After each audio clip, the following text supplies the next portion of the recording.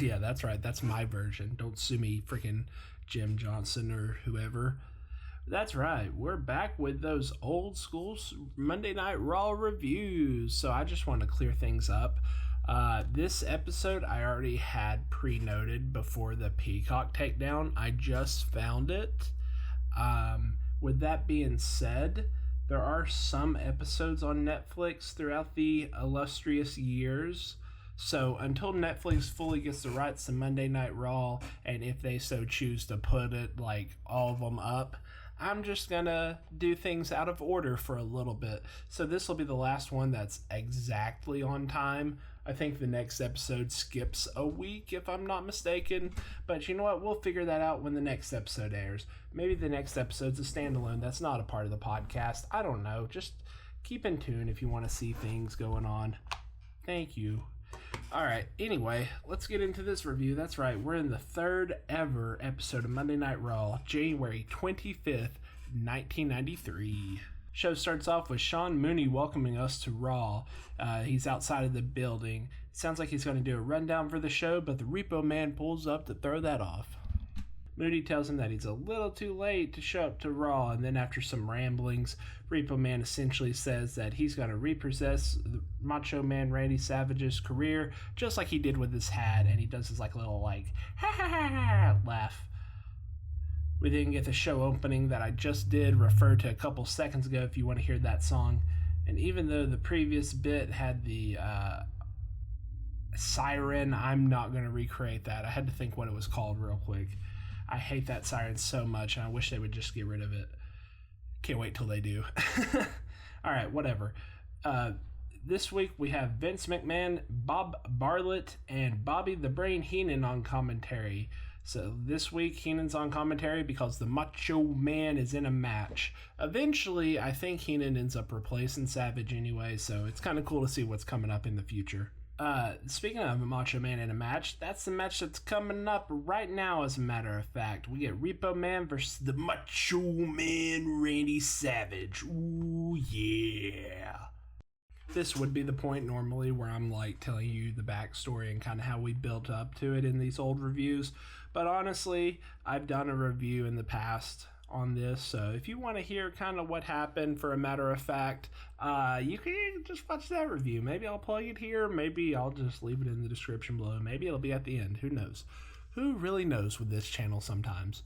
Alright, anyway, we get Repo Man versus Randy Savage.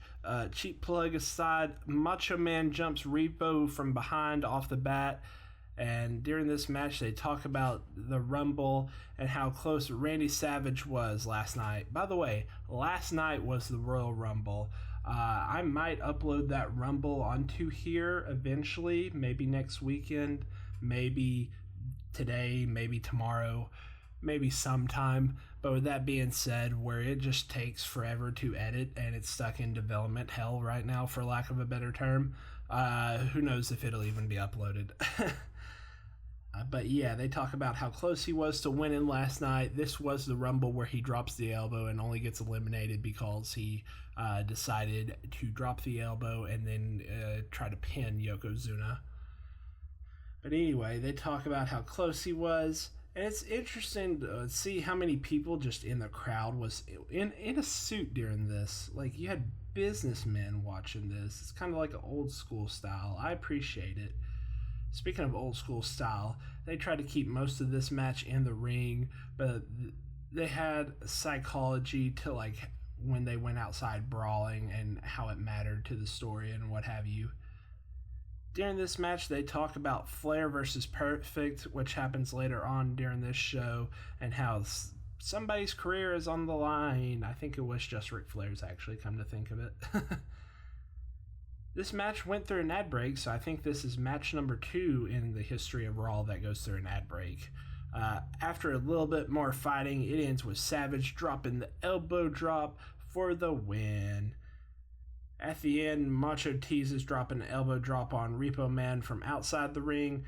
Then it shows Macho Man taking his hat back, and he blows kisses to the crowd as we go to ad break. there's like a 5-second clip where Bobby the Brain says degrading things to the ring girl for a bit, and then we go to the ad for WrestleMania. I wrote down, oh boy, do I have to watch this soon. Little did I know it's currently WrestleMania season, and if plans go how I think they are, this WrestleMania is part of next week or the week after next's Saturday and Sunday reviews. So, oh boy, I can't wait to get that out of the system. I can't wait to watch WrestleMania 9, the best WrestleMania ever. When we come back from ads, we get Kamala versus the Brooklyn Brawler. Brawler tries to go on offense against Kamala, but it's essentially a squash match where the Brawler gets a little bit of offense in, but Kamala uses his stretch. I think it's just like a bear hug, where he puts his weight on the Brawler's back and puts his legs up, but Brawler doesn't sell it.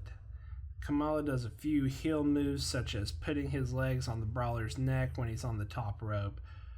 During this whole show, specifically this match, there's so many pop culture references on commentary that I can tell you now, speaking as somebody who was born a little bit after this show, I don't get 90% of these references. When he goes to pin, I think when Kamala goes to pin Brooklyn, I don't know, I didn't use names, pal. Anyway, when somebody goes to pin somebody, they do a bit about where he doesn't know how to pin anybody, even though he's won matches before. I don't know. This show tried to be comedy, but it's kind of like a hit or miss. Relies a lot on racist and sexist jokes. This is the 90s, to be fair, I guess. But it doesn't work. Kamala's caretaker is Reverend Slick, a.k.a. Slick Rick. And Vince goes to interview him. And, oh, by the way, Kamala won this match. Sorry, I didn't write that part down. Wow, that's crazy. Anyway, Slick says due to the fans loving him, that's what changed the big guy's heart. He then warns Harvey Whippleman to stay out of Kamala's way, because during this time, I think Kamala ended up turning on Harvey. I think this was right after the Superstars event where Kamala said he was done with Harvey as his caretaker, manager, whatever, and Slick Rick took over for him. Anyway, that happens. And then we get a Rumble recap plug / review, and it basically runs down the whole entire Royal Rumble. So in case you didn't pay money for it, you can get it for free just by watching Raw. Also, no spoilers on that, because eventually that Royal Rumble will be uploaded. When we come back, we get another segment where Bobby the Brain Heenan makes rude comments towards the ring girls to get heat.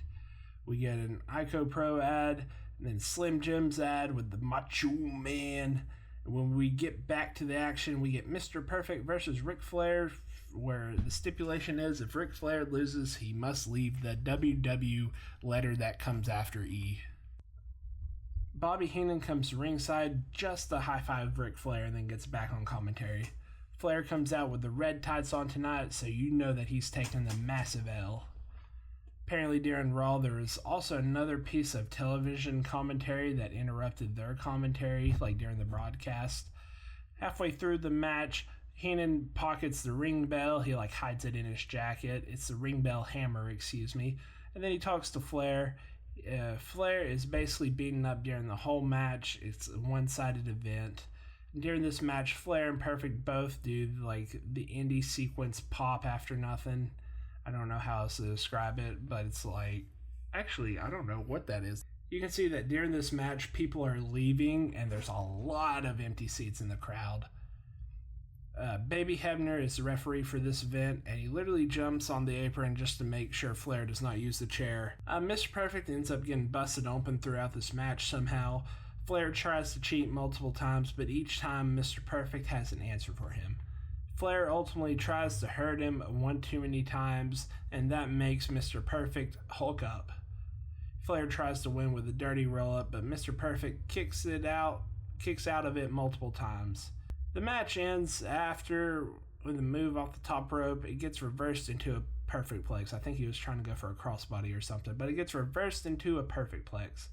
We then get a bunch of WWE letter after E ads, and they plug next week's Raw as we close the show. This would be the part where I'm like, ooh, tune in next week and you'll get the Raw for February whatever or January 31st. I don't know how math works. Hold on, 26, 27, 28, 29, 30, 31. So yeah, February 1st. But I don't think the new network, aka Netflix, I don't think they have that on here. So next week we might have actually, truth be told, I don't know what next week's show is. Next week's show will be whatever's available on Netflix going forward. So whatever comes, whether it's February 1st or February 8th or so on, you catch what I'm saying. That'll be next week's show.